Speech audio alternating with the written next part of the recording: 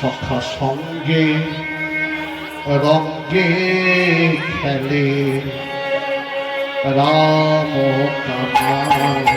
সখা সঙ্গে রঙ্গে খেলে রাম কানাই। রঙ্গে খেলে রাম কানাই। সখা সঙ্গে রঙ্গে খেলে রাম কানাই। তপন তনয়া তীরে তপন তনয়া তীরে ওগো তপন তপন কোথায় খেলছে মায়েরা? পদবলিটা শুনলেন? বলছে সখা সঙ্গে রঙ্গে খেলে রাম কানাই। রাম মানে বলরাম আর কানাই মানে কৃষ্ণ। এর পরের পদাবলিটা কি বলছে শুনুন, কোথায় খেলছে? তপন তনয়া তীরে তপন তনয়া তীরে ওগো তপন তপন। তাহলে মায়েরা কোথায় খেলছে বললাম? তপন তনয়া তীরে। তপন মানে কে? আচ্ছা বলুন, তনয়া মানে কে? তনয়া, হ্যাঁ, তনয়া মানে হলো কন্যা। তপন তনয়া তীরে খেলছে রাম কানা। বলুন তো মায়েরা, তপন মানে কে, তনয়া মানে কে? তনয়া মানে হলো মেয়ে আর তনয় মানে ছেলে।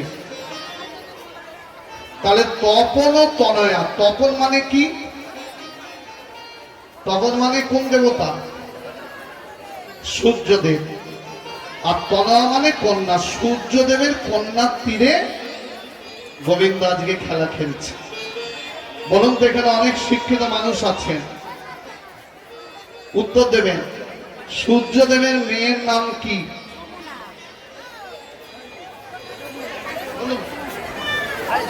জানেন না? বাহ, ঠিক বলেছেন তো। আপনারা জানেন না? বাড়ি সূর্যদেবের কন্যার নাম যমুনা, তার নাম যমুনা। আজকে গোবিন্দ তার তীরে খেলা খেলছে। পদকবি লিখছে তপন তনয়া তীরে, তপন তনয়া তীরে আজি তপন তনয়া তীরে, আজ তপন তনয়া তীরে আজ খেলে অবিনাশ রাম কানাই। রঙ্গে খেলে রাম কানাই। সখা সঙ্গে রঙ্গে খেলে রাম কানাই।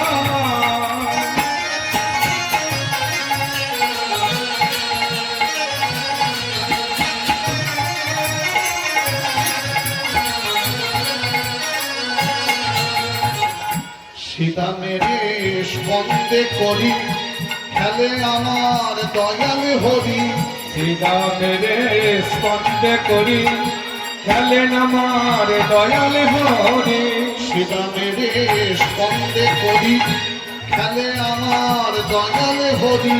সীতা মেরে স্পন্দে করি খেলেন আমার দয়াল হরি। কি আনন্দ মরি মরি, আনন্দ মরি মরি আজ কি আনন্দ মরি আজ কি আনন্দ মরি মরি। খেলে দোনো ভাই রাম কানাই। সখা সঙ্গে রঙ্গে রাম কানাই।